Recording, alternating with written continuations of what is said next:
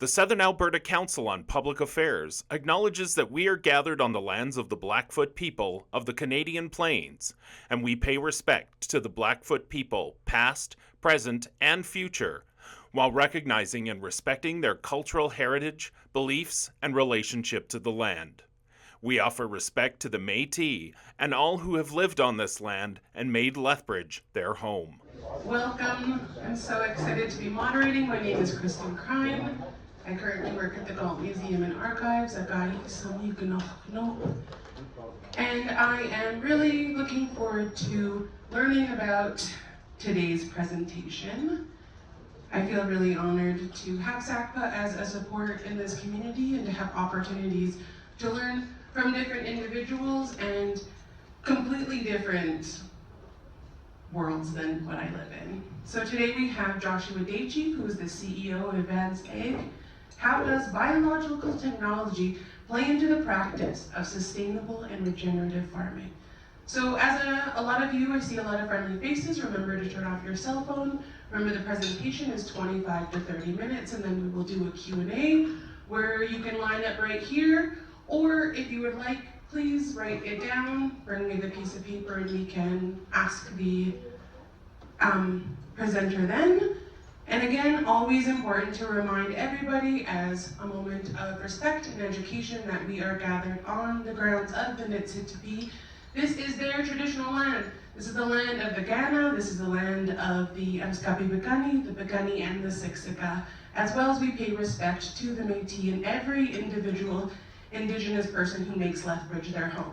So please warmly welcome Joshua Daychief, and so excited to have you here to speak on this.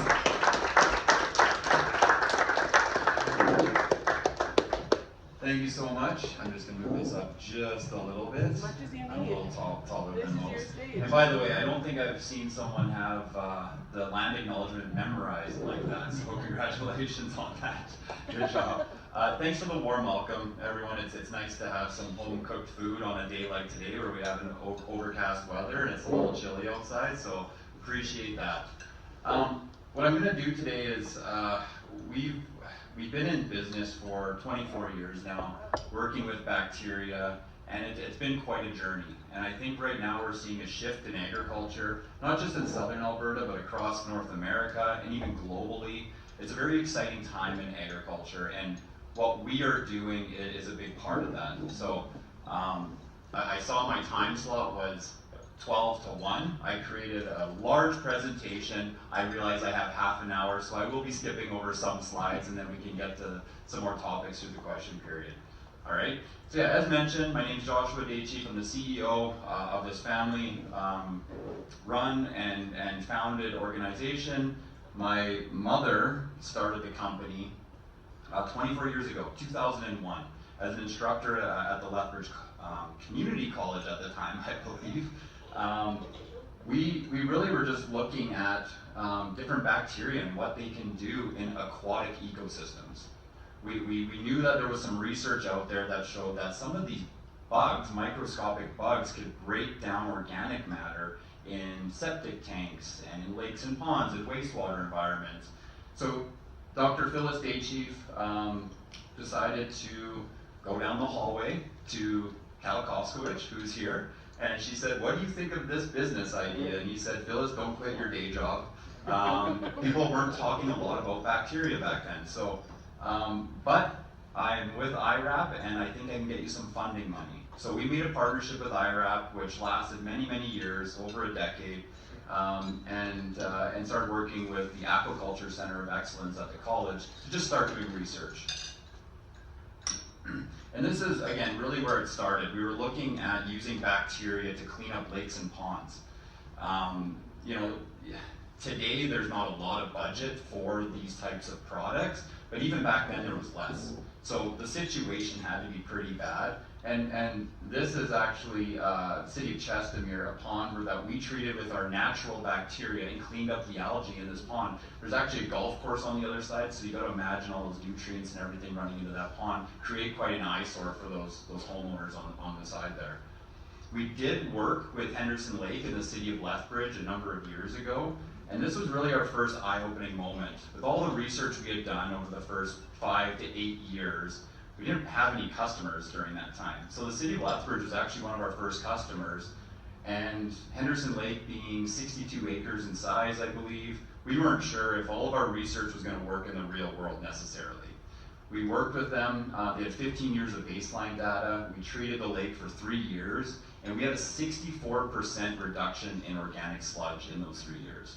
Now, over time, Henderson Lake has had more and more issues, and really it comes down to a budgeting thing. A lot of times with these municipalities, parks, departments, where's the money to treat these, these bodies of water?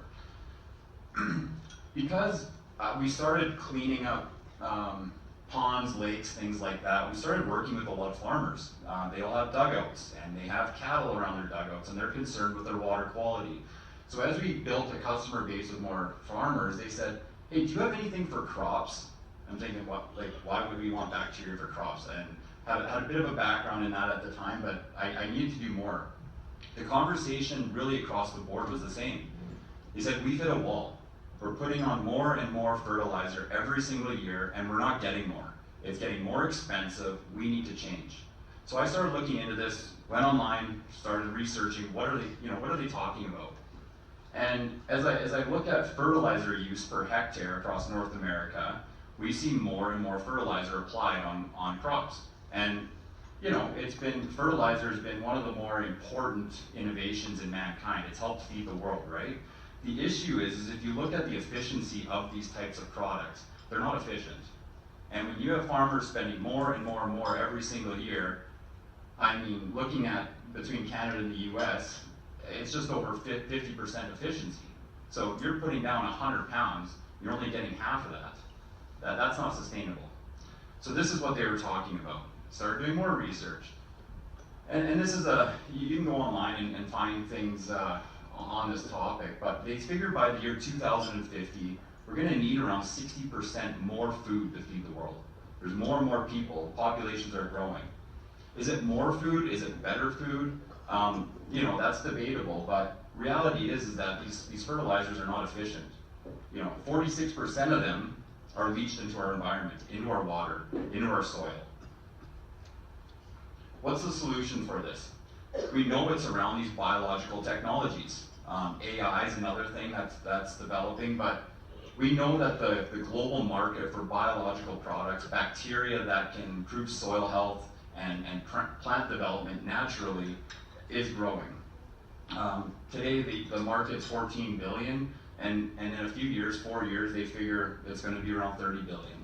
And we're living that in the real world. Our business has seen this growth over the last few years. So when we talk about biologicals, we all get thrown into the same bucket, but there's multiple types of products that are under different categories. 3 in particular. You have your biostimulants. Those are things that would stimulate natural bacteria in the soil, almost like a sugar or something like that would stimulate the bacteria that are already there. Biocontrol products. I'm going to get into this in a few slides, but we're working on a bacteria that can literally consume disease and fungal infections in plants. Very, very intriguing. The other one's a biofertilizer. So these are your bacteria that can take nutrients in the soil that the plant can't use or in the atmosphere and convert it to a plant available form. Seems very technical, but I'll show some slides here that dives into that a little bit more. What a time for us to be alive. There's probably been 3 or 4 different times that mom should have shut this business down along this journey, along the 24 years. Almost bankrupt, no customers, no one wanted to listen to us. We were the crazy ones in the room just 5 years ago. Today, we know they're here to stay. We actually went down to Silicon Valley, met a lot of the big organizations that are putting a lot of money into this. 2 companies in the US I want to highlight. Indigo Ag, they've raised $250 million. Pivot Bio has raised $618 million to focus on the research of these technologies. And here we are, we've been doing this research for a long time. We're like timing is good for us. We're also seeing legislative support. So in Europe, they're starting to ban certain chemicals, certain fertilizers, things like that, and really move this route. And then, farmers are seeing results. They're playing around with different products, they're trying different things, and we're seeing some success there. So there's definitely a shift. But there's issues with that. When we see that large growth in the market, you're gonna have companies rush to the market, try to sell a product, it's not gonna work, it's gonna create a lack of trust with farmers. So just a fun fact here, a survey of 110 retailers or fertilizer supply companies in North America, 89% of them plan to push biologicals more in the future. However, 41% of farmers in that same survey have a lack of trust in those products. And there's a reason why.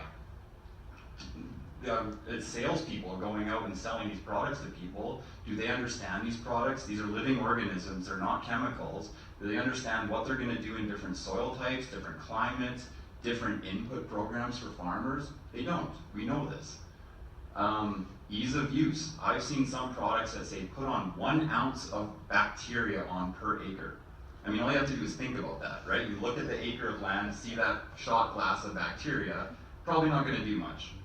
And where's the data? I mean, it's great that some of these products are developed in a laboratory setting, that there's IP and different patents built around these products, but what is it doing on the farm? What is it doing under replicated plot work? That's what we have focused on. So there's some issues, but it's coming along. So our journey in the early days when we were working on water was really trying to figure out how to mix different bacteria species together.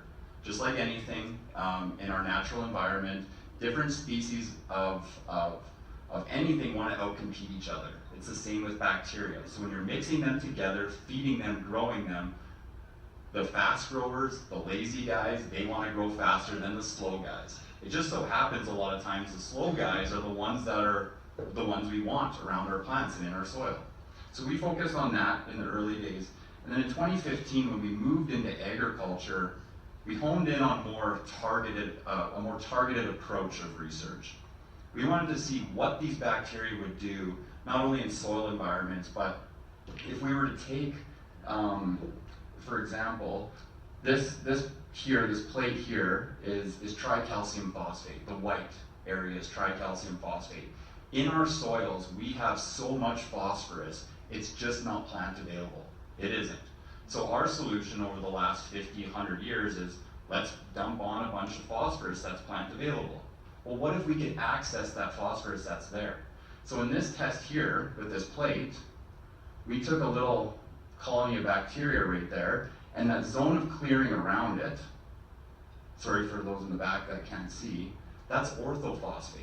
These bacteria are literally turning unavailable phosphorus into an available form of phosphorus. When we talk about sustainability, I mean, this is a big thing. So a lot of these bacteria that we've been working with here over the last 7-8 years, we've been focused on functionality. What are they doing around the plant and in the soil? We started seeing some results internationally.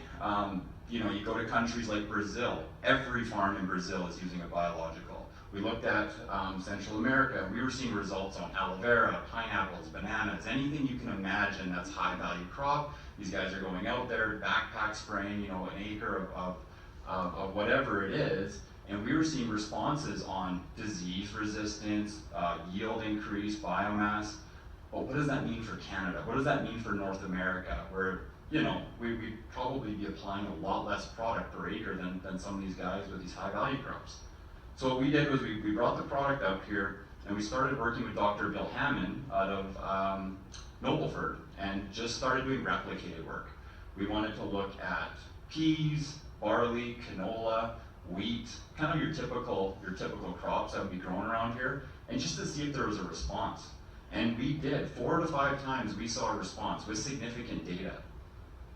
But more than anything, I think it was good to see this response, and honestly at the time I was a little naive, because when we started getting these reports back, I'm like, oh my goodness, we're gonna be on every farm. This is great. Like, why would any farmer say no to us when we have this data signed off from a PhD saying it works? Well, guess what? This is under irrigation, this is manure spread fields, this is not a dryland farmer in Saskatchewan or a potato farmer in Tabor. It's not their land, it's not their input program. So at the very least, what we learned from those 3 years of replicated trials was that, which crops would respond best, what dosage rates. We know it's not an ounce per acre. What application methods work best, putting it, in furrow, through the pivot, spraying it on. We learned a lot during those first 3 years. And then there was a demand for it. So as we got the product out there and started trying this on a variety of crops across Alberta, parts of Saskatchewan, not all the time you'd see a line in the field like this, but every time we pulled plants with the control and treated, there was better root development. That didn't always mean better yield, but we were seeing responses, and we were learning a lot with our farmers at that time. To me, this was my Henderson Lake moment, where this was a field in Foremost with a Hutterite colony, and they had 2 inches of rain on this field of lentil crop. Not a good crop whatsoever, but to see that line in the field with our bacteria was something. The research cost a lot of money in the early days, and this was kind of the moment where I was like, wow, we're onto something here. This is one up in Vegreville where the left side, the treated side of wheat, was actually 7 days advanced compared to the control. So this farmer was able to harvest his crop a little bit earlier compared to his control and all of his neighbors. So that was good. We had some success with that particular product. We still had to push the envelope of research.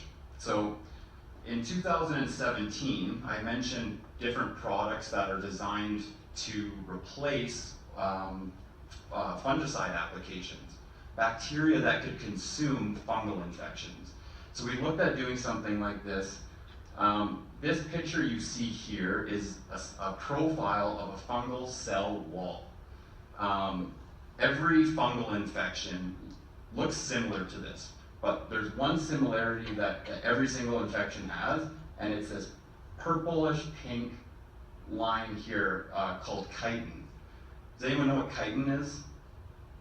It's an ingredient in crab shells, lobster shells, beetle shells, things like that. And we found out that our bacteria like that stuff as a nutrient source. So what we did was we took our bacteria, we grew it with crab and lobster shell chitin so that they were used to feeding on that nutrient source, and then over the last 24 hours of producing it, we starve it of that nutrient source. So what are they going to do when we go and apply it on the crops? The theory was that they would want to go out and consume that layer of chitin, which would break down the cell wall of the fungal infection. And when we did a study on bananas in the Dominican Republic, we saw that it not only outperforms a conventional fungicide, the bounce back of the disease wasn't near as bad. And this study was important because bananas used to be grown in Florida many, many decades ago, but because of a soil-borne disease, a form of fusarium called black sigatoka, they cannot produce bananas there anymore. So this is a real big issue, not only in Florida, Dominican, but anywhere producing bananas. We believe this is a way that we can kind of turn that around. We did partner with some world-class research organizations like Eurofins, did our due diligence there to do some more plot work. Saw at least 5 to 15% yield increases this was on soybeans. And then just the small world we live in, the farmers and agriculture, the customers we were working with, it didn't take long for a customer in Saskatchewan to say, hey, I want this on my lentils. We deal with Infanomyces, and in a bad year it can wipe out around 70% of our lentil crop. It is a huge issue in southern Saskatchewan, most of Saskatchewan. So we did a trial with him. Didn't know much, but he was willing to put it on his crops. We took a conventional chemical fungicide, sprayed it on his lentils, split the field, did our bacterial SRP product on his lentils and chickpeas. And so this image here is a biomass image. And so you can just see the red is where there's some stress, where there's not a lot of biomass. The green, there's more biomass. And his agrologist actually worked for SACPA, and she's going, what's going on here? Like, this is real. We got to walk these fields. There was something there. And like I do, the world of Saskatchewan, I always say you're one farmer away from knowing every farmer in Western Canada. And I really, truly believe that. So these guys talked, right? This guy's going to the coffee shop and talking to his neighbors. Word spread really fast for us. Now here's one thing that we really believe in our business. As great as a lot of these technologies being developed in agriculture are, if it's not making the farm money, it's not sustainable. Everyone loves that word sustainability, especially in agriculture. But if it's not making these farmers money, is it sustainable? It's not. The two go hand in hand. So we've really focused on this. Okay, our product's doing these things, but how is it making the farmer money at the end of the day? We don't want to just be a feel-good product that these guys are using. How is it generating income for them, the next generation that's coming and going to take over the farm? We had a group come into our office 3 years ago that farms around 150,000 acres in southern Saskatchewan. And these aren't your typical farmers or Harvard graduates. They're people that know what they're really, really doing in terms of trial work. Big farm. We did 3 years of trials on their lentils and their wheat, and this is pretty much the average for those trials. So we were gaining them around 6.7 bushels an acre with the right program. We tried mixing it with different fertilizer, different chemicals, different biostimulants. And when I went out to their farm, I was quite shocked because I go into their shop and they had every biological product you can imagine in their shop. And I'm thinking, like, I thought you were happy with our product. Like, why aren't we just using our product? Well, part of their due diligence was to test every biological they can get their hand on. They had a biologist on staff to run these trials. And so for us to come out on top really, really means a lot. This is their proposed brew setup now. So they're actually producing the bacteria on site. We're now doing 40,000 acres, all of their lentils on their farm, and looking at an additional 20,000 acres of their wheat through a seed treatment. Okay, what about locally? I had a potato farmer out of Purple Springs contact me 6 years ago. And he said, and it's because we were treating their dugout. And he said, Josh, I'm just curious about this soil product you have. I have a piece of land that is not producing anything. It's a big alkali patch and nothing will grow there. I'm just curious that if we were to just dump on your stuff, if it would work. And I said, I'm curious too, man. I don't know, but here's some product, go dump it on and see what you get out of it. You can see there's some bare spots there, but he grew a crop. And it kind of got him down the road of, okay, let's look into this a little bit more. I believe that the processors like McCain's and Frito-Lay are gonna start pushing this narrative of sustainability. They want to put it on their bag of potato chips, regeneratively grown. I believe we need to produce better food and use better methods to do that. So I want to continue researching this product. So he's a chipper grower with Frito-Lay. We started doing research with, it started with reducing his fertility. So every year we worked with him, we reduced his fertility by 5%. Most potato farmers are probably over fertilizing anyways. So, the first 2 years, I think it was quite easy to see that we weren't seeing any yield drags with his potatoes. But what really intrigued us is when he went to his storage facility and saw a line in his potatoes where he had a lot of rot in his potatoes, which is pretty normal, and essentially none. And he had to go back, as a skid steer operator that noticed it, went back in his files, and it was with our trials that he was using our bacteria with. So then he was all farm. He's like, I'm doing everything. This obviously works. We're a couple of years into this. We've reduced my fertility. And I don't want to say he's been our guinea pig, but he's really worked with us to help understand our products more on potatoes. 2 years ago, we started splitting fields with our product to replace fungicides. And 2 years ago wasn't a high disease pressure year, but the fields did not look any different. And these potato farmers will go out 4 to 6 different times and spray a fungicide. It's very carcinogenic. It's not great for our potatoes. We know this, but it's what they have to do to deal with these diseases in tight rotations. Last year, he went full farm. We grew every acre of potatoes with no fungicide on them whatsoever. He sent me this picture, and I almost had a mini heart attack because I didn't know what it was or there was no context with it. He just sent me the picture, and so I called him like, oh, is it not working? Is it right? Panicked, a lot of money on those acres. He was so happy. He said, we saw some early blight on our potatoes. We sprayed your stuff, and within 12 hours, the leaves were crispy. It dealt with the blight. We're continuing. So the entire year last year, no fungicide whatsoever. Is it making him money?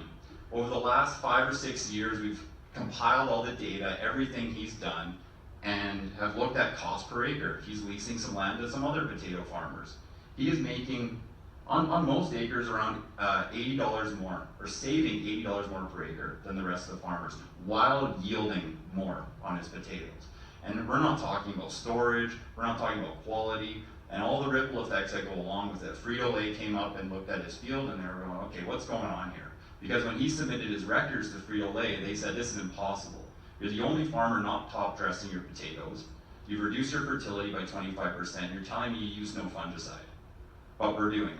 And so, and it wasn't something we figured out overnight. It's taken 6 years of working with this guy to figure out the right program. So this is just a QR code. We have a video of him talking about it, talking about the history of his farm and where he's gone. And just wanted to throw that up there. The last one I wanted to highlight is in a very, very dry area in Sunburst, Montana. For us, we're in Raymond, our facility's in Raymond. We will get, like last year, we got quite a bit of rain in the spring. They got none of it. And when we went out to his field day, it was the saddest crops I've ever seen. That field of lentils, I shared it with them at their grower meeting, and I was like, this is a terrible crop. And like, that's a bumper crop for us, right? So just totally different perspectives. So he's been producing our bacteria on site, and this is an agronomist. This is a guy who really knows his stuff, and ran a number of trials with us over the last few years. This is his yearly rain, by the way. You can just see it's trending down. So these guys are spending, upwards of $200 an acre on their fields and then not yielding anything. Just getting an insurance check every single year. So he really started to move away from that and wanted to move down the sustainability route. We cut out all of these products over the years for him. And yes, his crops still look terrible, but guess what? His nutrient levels in his plants, tough to see here maybe, but we're actually increasing phosphorus in his plants, available phosphorus in the soil over this time. And not to mention, we're saving him over $162 an acre. That's sustainability, you guys. That's, for dryland farmers that are really struggling, that's sustainability. So now we're seeing a pocket of Montana, we deal with way too many areas. Montana really starting to grow for us. This guy will have grower meetings, share the information, share the data, and now every farm's trying it and it's working. They're cutting out a lot of these products. And by the way, I want to talk a little bit about that because fertilizer's needed. A lot of these chemical herbicides are needed. I just think we've been too reliant on them. And I think there needs to be a balance, and a lot of these products are going to create that.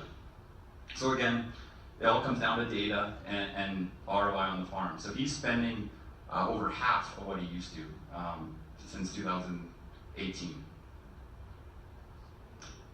So yeah, we were the crazy ones in the room for many, many years. Mom still is at times. She's one of one. But guess what? We're starting to get recognized, and it's really just the success we're having on the farm with our research groups. We got chosen as one of the top 12 startup companies for soil health in Canada through SVG Thrive, which is really just an accelerator that you get to rub shoulders with the executives. They help you with your business, give you advice, things like that. Didn't really know what to think when we joined it, but they sent us down to Silicon Valley. The reason I have these slides in here is because it was a very eye-opening experience for us.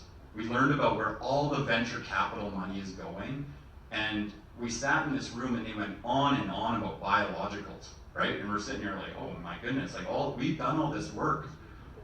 They actually sent us to the Bear Life Hub, where we got to hear their head biologist talk about all the research they've done on their biological products. And it's somewhere in the range of $100 and $120 million last year they put into this research. I would love that money for research. We would be so much further ahead. But as she's presenting, I'm learning that this stuff that they're figuring out, we learned that 4 or 5 years ago. We're actually ahead of them. And why they brought us in was to really partner with us. They want what we have. They want our research because we're having success with it. Their pitch to us was that we'll get you in 32 countries. We'll distribute your products. We'll work with you on that end. They're huge and they can do that. However, these products aren't at that stage yet. We don't understand them. We're not in this to make a quick buck, distribute our products across the globe, and have 50% success rate with these farms because they don't understand them and they're salespeople slinging our products. We want to work with the farmers. We want to understand their issues, what fertility program they have in place, so that we have success on every farm we're on. And I think we're seeing a lot of these big companies are going to swing and miss with this biological thing because of this. They're too big. So the future, this is where I get really excited about our products. We're actually doing genetic sequencing on the bacteria. And this is really interesting because does anyone know of Ancestry.ca? You know, you spit in a tube, you find out you have a cousin in Norway. It tells you all kinds of things about your genetic makeup. Humans have not been around on Earth very long, so our genetic fingerprint is not massive. It will tell us our relatives, it'll tell us what part of the world we're from, things like that. Bacteria have been around since the start of time. So when we take a bacteria species and look at its DNA, we learn all kinds of things, how these things have evolved over time. And honestly, if there's no other biological company doing this work yet, they're so far behind. I believe in the last 12 to 24 months, we've learned more about our products than we have in the last 23 years. Just a quick example of that. You have to cut me off? Okay. Just a quick example. 4 species, when we look at drought tolerance, this is how they've evolved over time. Some of these species of drought tolerance. Disease control. So what we're doing is we're trying to focus on like seed treatments, things like that, where we can put it around the seed and take the right bacteria if someone wants drought tolerance for these dry areas or has disease issues. And we're putting it up against the big guys. We're putting it up against Syngenta's products, chemical fungicide treatments. We want to see what it's going to do. This is a study in Germany we have right now, and just after 14 days, we have better root development, we have healthier plants. So we're looking at all these things. And I'm wrapping it up, I promise. We know they're here to stay. Education is the missing piece. That's why when I was invited, I'm like, yeah, I want to talk about this. This is my job in the company now is to educate. This is what we're doing, and it is real. Too many claims are being made. They're not backed by research. The future is bright. There's a lot of fear-mongering around food production globally. We're moving in a way that's actually very exciting for agriculture. And last slide. My wife started a retail division in the company, and it's doing quite well. So I actually brought bottles of bacteria. They don't smell, they're not gross or anything like that. There you go. For your garden, for your house plants, for your lawn. It's a division of the company that's doing quite well. In fact, before we came here, Kaylee had a conversation with all the Eastern Canada Site 1 locations, and we're going to be over there and in parts of the US. So it's not just farmers that are looking at growing better. It's avid garden owners and lawn enthusiasts. So that's all I have. Sorry I went over time. Really, really appreciate it. Thank you.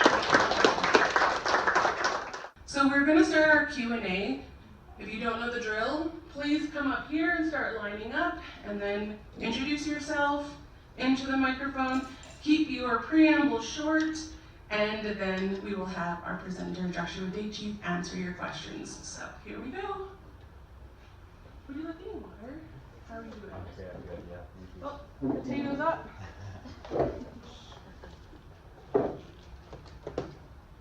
Since nobody else is stepping up to the plate, I will jump in here. I spoke to Josh a little bit about it earlier, but could you maybe relate to us where artificial intelligence can play into this whole thing about farming? I know my farming friends, they are on the leading edge of all kinds of, they control the pivots from the telephone, and like it's amazing what farmers are doing nowadays. And if you can relate a little bit about that, that would be great. Yeah, thank you. It's actually a good question. Everyone wants to talk about AI because we're seeing what it's doing in the real world. My wife uses ChatGPT all the time, and it really does help. I'm like a dinosaur with that kind of stuff, and it's not my expertise, but one thing I will say, like when we went down to Silicon Valley, it was a global ag summit. We learned about all kinds of things, where a lot of money's going, and there was a lot of talk about artificial intelligence. We know a lot of money's going into that right now. I had one guy up there and said, if you want to find venture capital money, just add AI at the end of your business name. Because chances are you'll find some money somewhere to help your business.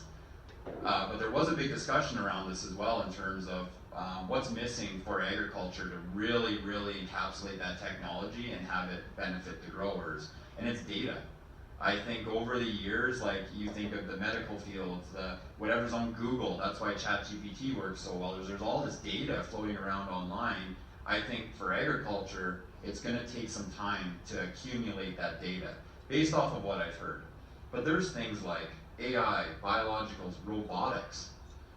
Every farmer I talk to and meet, all of our clients, they have a hard time finding good, hard workers. Will we be driving our combines in 5-10 years? Like that's where things are moving, and there's technologies out there, solar powered, combines. Like it's a really exciting time. And obviously I'm not a farmer, been around ag for the last 8 years, but there's been this shift even within that 8 years.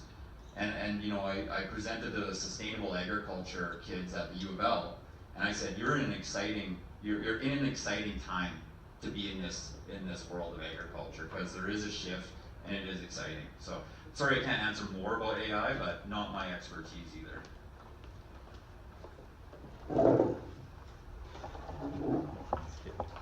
My name is Gord Grimes. My question is on the marginal land and the reclamation of marginal land. When you drive across the prairies, there's a ton of it out there. When the application, as you showed, brings up improvement in marginal land, does that continue each year until it reaches a point where it's no longer marginal land? That's a really good question, and we get that from our farmers too. Do I have to keep applying this? If I'm like 10 years into this, what's going to happen? And or am I going to overuse my phosphorus? I don't think we have all those answers yet. I think we've been doing agriculture one way for so long. We're clear on what a lot of these issues are, and biologicals are helping deal with a lot of these issues, but it's still so new, right? A lot of the research that I shared, very exciting, but we're just scratching the surface. I had no idea about storability on potatoes, and even his alkali patch. I didn't know, but then as I researched it, and there are research papers out there, the issue with alkali patches with that particular potato grower that I shared is that there's bound up phosphorus. Like plants can't grow if there's no available phosphorus. There's probably more fertilizer in that alkali patch than anywhere else on his farm, because he's been fertilizing his farm for so long but can't grow anything. So I guess to your question, I don't think we know all the answers. Right now, the way it's trending is we're seeing it get better and better and better every year. And terms like soil health, I mean, it's tossed around everywhere, all over the place. What does that mean? Is it a more diverse biological population? Is it more organic matter? I think trying to define some of those terms, I think it's going to take some time. But so far what we've seen, every year, and whether it's the soil or the input program, where we cut out one thing, and then we're like, oh, actually we can cut out your inoculant as well. We're still learning, and I think it will take a number of years, maybe even a decade, to really understand these things fully. Hi, I'm Amber Murray. I have 2 questions, if that's okay. The first is, when you talk about Aphanomyces and cell wall, have you tested with other fungus? Because what we've known is, what we found is that broad spectrum fungicides are actually troubling, because there are good funguses out there. That was my first question. My second question is there any federal funding available for farmers to convert part of their farm? For you, okay. Great question. Yeah, so to your first one, it started with bananas, which is Fusarium, and then went to Aphanomyces. That seemed to work. And now to the canola, Sclerotinia on canola. We're actually looking at doing a research with Alberta Innovates on clubroot. coming up. So again, we've seen some really good things. We saw it work on blight on potatoes. We don't know, right? And it's exciting. We're going to do the research. Everything points to it working on any harmful fungal infection. And you're right, like if you think about chemical fungicides, it's really counterproductive applying it, because I can tell you right now, we've tried compatibility and stuff like that. The second our bacteria are mixed with fungicide, they're dead, completely dead.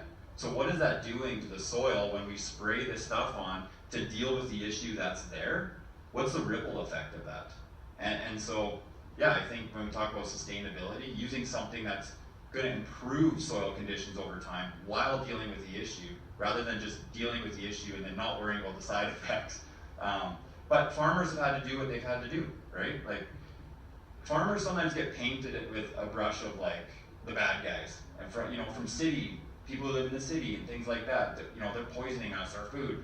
They're doing what they have to do to make a living. And if you ask every farmer if they could produce food better, they would. They've been doing what they can with what they've had availability for. And then your second question, funding. I actually just sent the team. Who's that with, Katie? Ardar? There's now, is it $20,000? A $20,000 grant that if you're trying different things on your farm, to improve sustainability, they'll give you a grant to, save on this product or to maybe pay for the product. And back to my one slide where I said there's a lot of legislative support going in this direction. We're seeing more and more and more funding going this way. Alberta Innovates, we've applied for an application to pay for a technical salesperson this year. We've also applied through, I think it's also Alberta Innovates, to improve our equipment, and it's $500,000 for us to build our business and to continue pushing the envelope of research. So we're starting to see a lot of that, and I would say here in southern Alberta, western Canada, we're very lucky to have that. Our partners down in the US, they can't believe that all these grants are out there for us to grow our business. So I think we'll see more and more of that. And again, our business does not exist today without grant money, without funding. So yeah, it's really good to see that it moves in that direction. Yeah. Hello, I am Katie Aurora. I have a question, and I apologize if maybe you covered this in the first few minutes of your presentation. I was a little bit late, but I am wondering how these biologics fit in with other sustainable agriculture practices, such as no-till farming, or you did touch on it a little bit, maybe using drones or more very hyper-targeted applications of various chemicals, pesticides, biologics. Yeah. How does this all fit together? Yeah. It's a really good point. When I walk through a trade show nowadays, I see a lot of products out there that would be your so-called silver bullet. Don't we all want to take that one thing that makes us lose weight? People like that. Farmers want that. They want that one thing that's going to solve all their issues. What we have found is that biologicals have some capabilities. They're a piece of the puzzle, and I think they're a very focal piece of the puzzle. But if we can start building other pieces around it, they're going to be more effective. That data I shared from that farm in Saskatchewan, you'll see the numbers there are actually better when we're using a stimulant, like a humic acid with our bacteria. We don't sell a humic acid, but something to make our bugs even more active. There's all these pieces that go around to build that puzzle that I think we're gonna start to see what those pieces are over time here. But we definitely don't sell this stuff as a silver bullet, that it's gonna solve all your issues, make all these claims. We're selling it based off of what we know, and we're starting to do research about those other pieces of the puzzle, like stimulants and things like that, and compatibility, no-till. Yeah, it's a good question, and I think you have to look at everything. So. Yeah.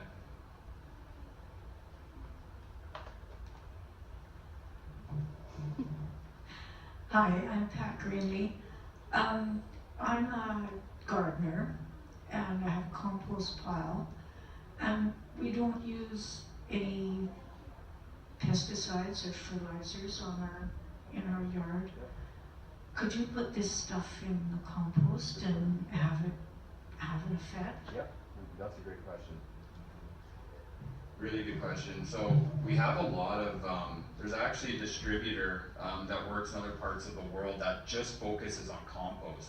If you remember back to my first couple of slides where we talked about organic breakdown, sludge breakdown, and wastewater, we have a product, and it's not really our focal point of our business necessarily, but we have a product that will break organics down faster. So the idea is with your compost pile that we can like break down those organics a little bit quicker. We do it in wastewater environments, lakes, ponds, things like that to break down the sludge. And the fact that you're doing that, you know, every gardener should be doing that.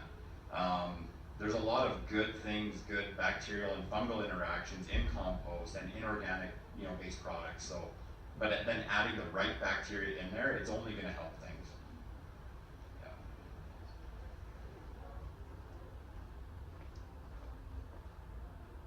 Hi, I'm Jim Moyer. I used to work at the research station, and when I started, I was looking for a site to do an experiment that had low phosphorus. It was a weed management experiment. And I was told you can hardly find a farm in Alberta because people applied so much phosphorus. And finally I centered on that farm. It was Keith Dagenhart's at that time, now Bill Hammond's. And you can't really find any available phosphorus in the soil test on that farm. We put on up to 300 kilogram per hectare treatment of phosphorus and soil tests, still couldn't find it on that farm. So I can see why you'd get a response with your biological on that farm. But what about all these other farms that I can't find, or that I couldn't find any farm that had low soil test phosphorus? Does it work other places, or does it have to be that high calcareous soil? Yeah, so in the early days, we didn't really know. We saw responses on Dr. Bill's fields, no wonder why.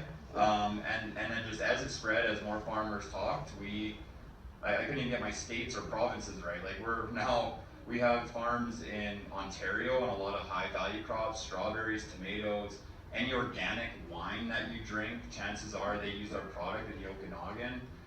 We're finding that because of the diversity of our product, it's working across a wealth of different soil environments.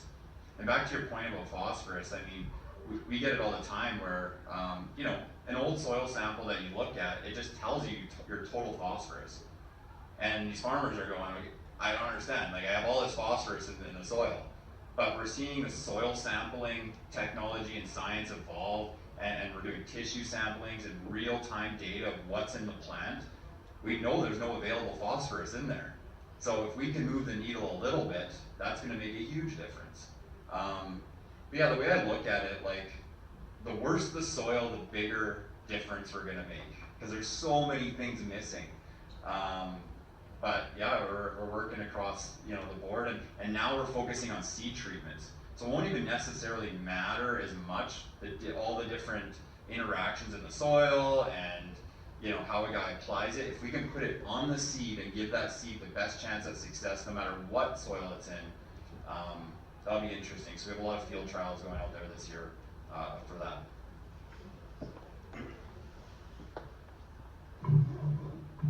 Klaus Jericho, one question. Thank you very much for your enlightening presentation. We always say without water, without. I don't know anything.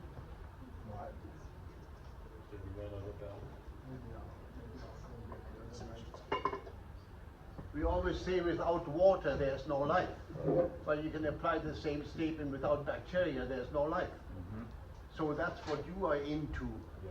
But now the control, as you well know, you know, how do you establish how good it is and how bad it is? And this is time consuming and very expensive.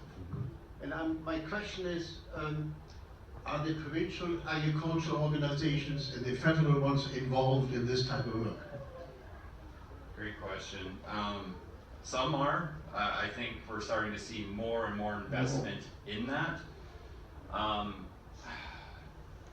your question being more around like what species and like maybe rephrase that, I guess, for me. It's the same with bacteria, there's no life. We actually need water as well. So a lot of times, like if there's no subsoil moisture, the bacteria aren't gonna move where they need to go. So that's why I think we're focused a lot on the seed treatment, delivering it where it needs to go. It is time consuming, even for farmers. For me to talk to a farmer and say, hey, you need to make an extra pass through your field, not mixed with anything, that could be 12 bucks an acre for him to do that. If we're saying, hey, put it on your seed, there's not an extra pass, it's very little product. So I think there's a lot to learn there. But yeah, in terms of like different species of bacteria and things like that, we're just learning. And we kind of have a focus on around 9 to 10 different species that we're really focused on. Because you're right, the research is very expensive as well. Very expensive. So and are the provincial people involved? Are the federal people involved? A little bit. I mentioned some of the grant money that we're getting. There is more and more going to research. There's also something called SRED, which has been literally kept our business afloat for many years, where you can get up to 80% of your research dollars back when you file your taxes. Whether it's discussions around research, different projects, time that you spent, manpower, that's a federal thing. And I'm not kidding, in the early days, we banked on that like $10,000 check coming back to us, during those times. So that's still in place and something that we, do every single tax season. I welcome more and more of that. We actually just closed our first round of funding through a VC group.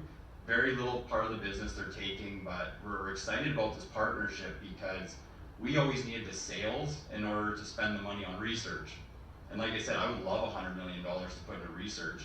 I don't know what I would do with all of that, but we could advance this so much quicker. So, the money that we've raised there, the majority of it's going into research, just to push us a little bit further so that we can know more about these products. I guess, politically, there's a lot of uncertainty. There's a lot of different things going on. We don't know what that's going to look like in 5 to 10 years, but it seems like things, no matter what party, is going to be in power, we're seeing things move this direction. And I always look at Europe. What Europe does in agriculture starts to trickle into the US and then Canada. And so we look at that. The EU has a lot with regulations on biologicals, things like that. Up here, it's kind of the Wild West. The domestic substance list for what species you can bring into Canada is very stringent and very tight. So you're seeing a lot of our competitors in the US not be able to come into Canada, especially around genetically modified bacteria. But when you're in Canada and you're producing it in Canada, it's the Wild West. There's not a lot of regulations around it. We have a label with CFIA, Canadian Food Inspection Agency. A lot of these quote-unquote competitors that we're dealing with don't even have a label or a guaranteed analysis. They're just selling product, based off of some claims, and that's a bit of an issue. So I'm hoping that federally, provincially, there's more that goes into this from a research perspective, but also from a regulations perspective. Yeah.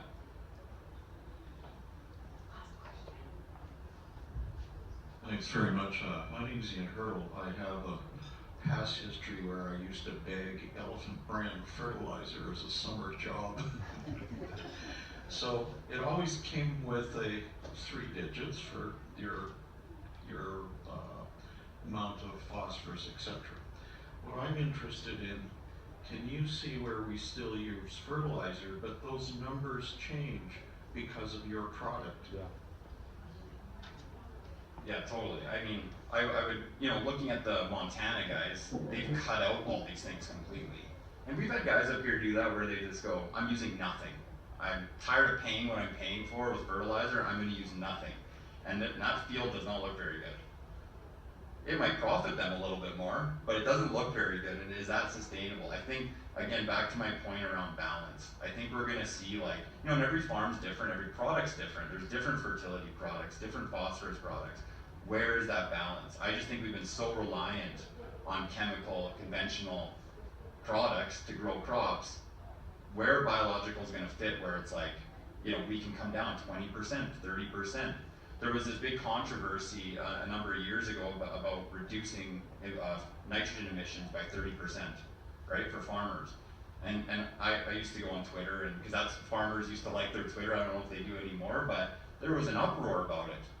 Government can't tell me how much fertilizer to put on, you know, my emissions and all this. But reality is, and their big claim, their big thing was that we're not going to be able to produce enough. But we're doing that. You know, we're doing it with the potato growers. With a lot of our guys, they're already reducing that. And it's not out of what the government wants. It's just at the end of the day, what's putting more money in their pockets? What's more profitable and sustainable? And so, yeah, I think I'll never come up here and bash conventional chemical products. We need them. You know, there's been a lot of science and a lot of research around these products, but we need a balance. We also need to focus on what biologicals can do to offset some of that reliance that we've had on these products over generations.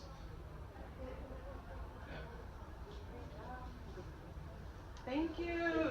Thank you, everyone. Could you please send some support and secure for Dr. Daichi? Thank you so much for your presentation. And where can they find you? I'll just be hanging out around here for a bit. Make sure you grab a sample. We have a few more boxes in the back. I wasn't sure how many people would be here, but yeah, it comes in a quart bottle like this, and yeah, make sure you grab one if you have a garden or indoor plants or anything like that. Amazing. I just want to let everyone know before our next topic for next week is how do neighborhood connections support a stronger, more resilient city by Jerry Firth. Thank you again. And just before everyone leaves, I just really wanted to say something. I had the pleasure of attending the YWC Women of Distinction Awards over the weekend, and I really want Dr. Bev Mundell-Atherstone to stand up. She was the Lifetime Achievement recipient, and I just want to thank you for everything you do for SACPA and for the community and for your dedication to change in this world. Thank you again, Joshua. I really appreciate everything you shared with us today and the work you do.